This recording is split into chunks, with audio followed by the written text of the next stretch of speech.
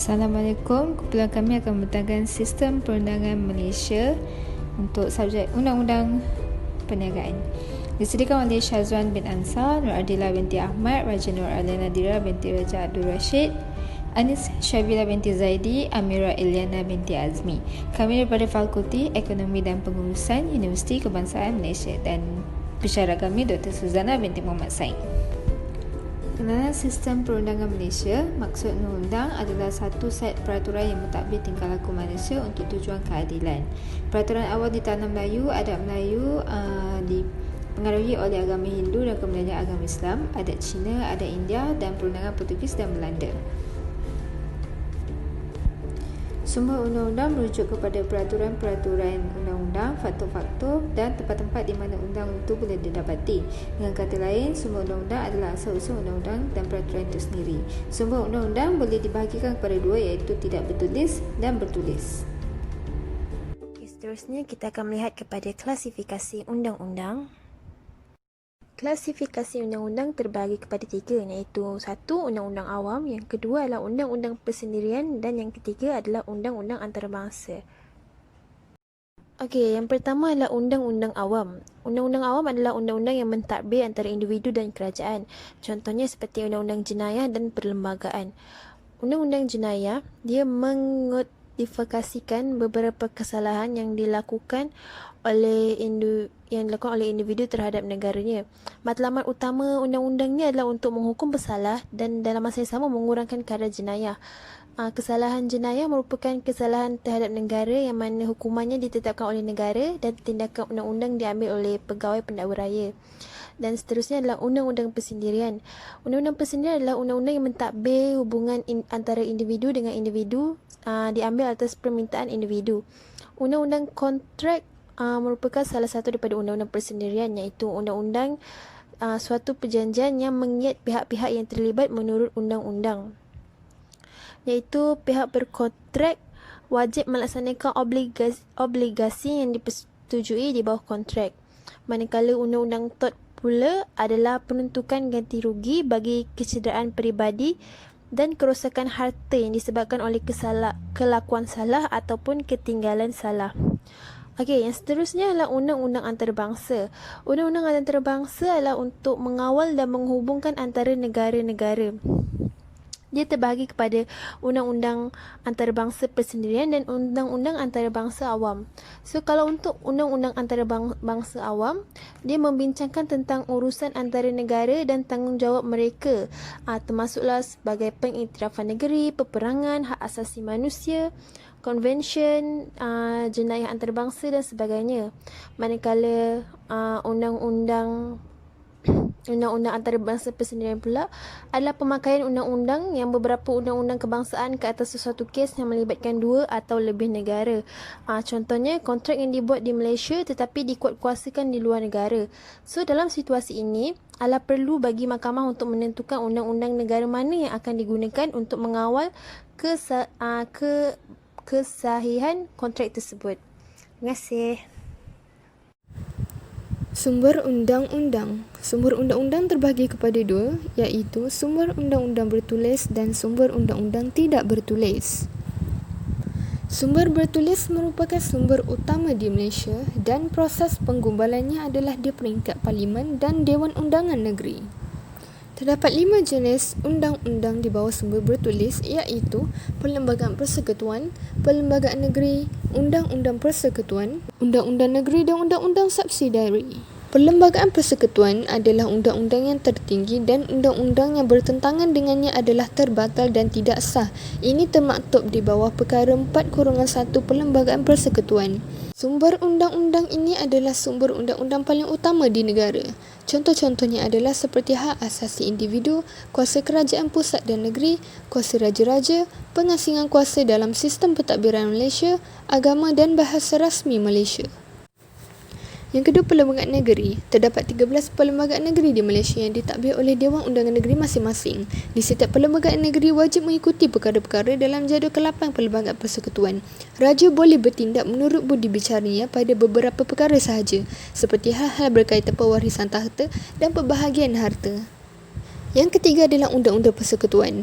Ia digubal dan diluluskan di Parlimen. Undang-undang yang digubal sebelum kemerdekaan dipanggil Ordinan. Undang-undang yang digubal setelah kemerdekaan pula dipanggil Akta, seperti Akta Kontrak 1950, Akta Syarikat 1965, Akta Jualan Barangan 1957. Yang keempat adalah Undang-Undang Negeri. Ia digubal dan diluluskan oleh Dewan Undangan Negeri dan dikenali sebagai enactment, hanya terpakai di beberapa negeri sahaja seperti Enactment Tanah Rizab Melayu Kelantan 1930, Enactment Undang-Undang Pentadbiran Islam Selangor 1984, Enactment Bekalan Air Terengganu 1951, Pindaan 1984, dan akhir sekali Enactment Undang-Undang Warisan Budaya 1997, Pemuliharaan di Sabah. Yang terakhir adalah Undang-Undang Subsidiari. Undang-undang ini memerlukan ilmu pengetahuan selain daripada pihak Parlimen dan Dewan Undangan Negeri. Ilmu pengetahuan ini adalah seperti ilmu pengetahuan teknikal atau tidak cukup masa untuk menggubal undang-undang secara terperinci. Ia diwakilkan kepada pihak menteri atau pihak berkuasa tempatan. Ia juga dirujuk sebagai undang-undang kecil atau perwakilan.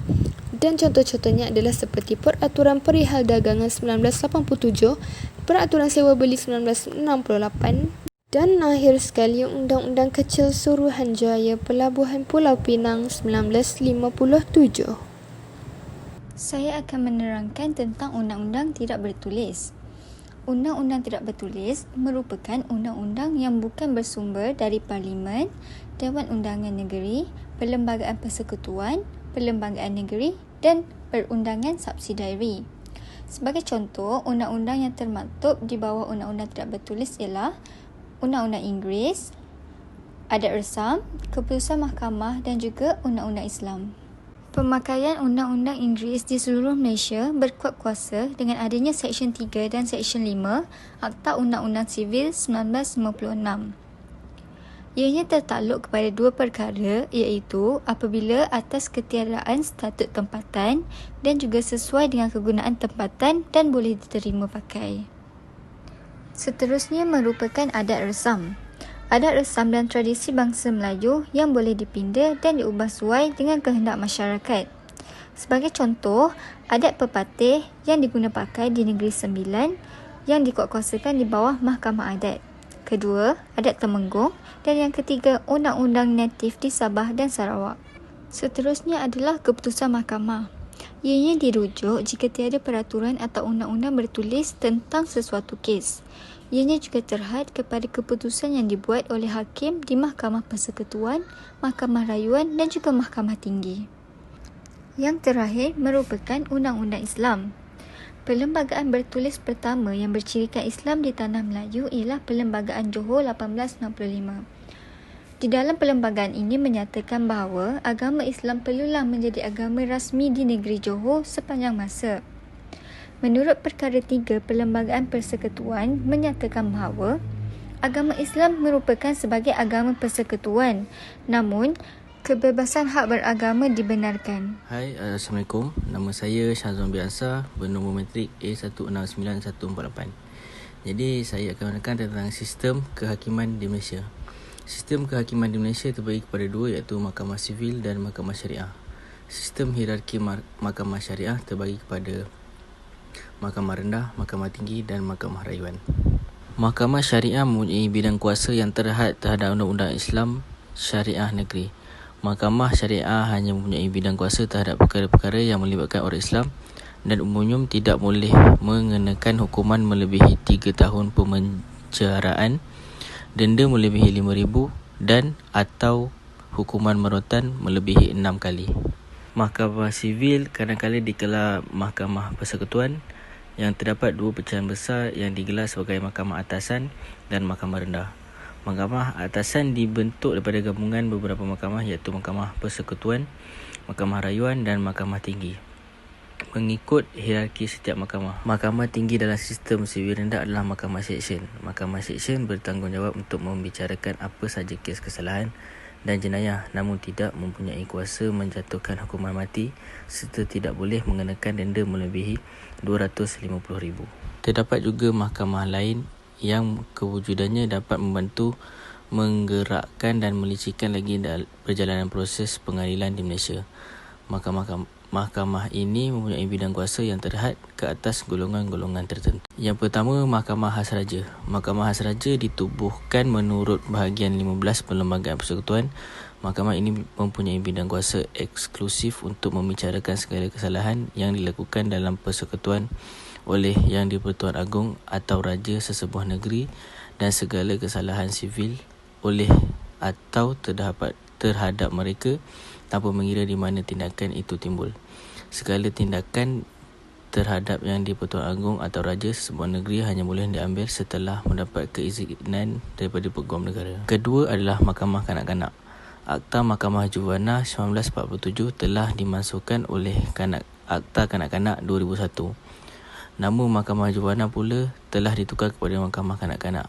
Mahkamah ini membicarakan semua jenis kes yang dilakukan oleh pesalah yang berumur di bawah 18 tahun tapi tidak boleh menjatuhkan hukuman mati. Perbicaraan dalam mahkamah ini dijalankan secara tutup dan tidak terbuka kepada pihak awam. Yang ketiga adalah Mahkamah Tentera. Mahkamah Tentera ditubuhkan berdasarkan Akta Angkatan Tentera 1972. Ia mengadili sebuah kesalahan berkaitan tentera. Seterusnya adalah Mahkamah Perusahaan. Mahkamah Perusahaan ditubuhkan di bawah Akta Perhubungan Perusahaan 1967. Ia mengadili kes-kes berhubung industri seperti pertelingkahan, majikan dan pekerja berkaitan pekerja, tema-tema kerja dan lain-lain lagi. Dan akhir sekali adalah Mahkamah Anak Negeri. Mahkamah Anak Negeri hanya wujud di negeri Sabah dan Sarawak. Ia ditubuhkan di bawah Ordinan Mahkamah Anak Negeri Sabah 1992 dan Ordinan Mahkamah Anak Negeri Sarawak 1992. Dari itu sajalah daripada kemudahan kami. Sekian, terima kasih.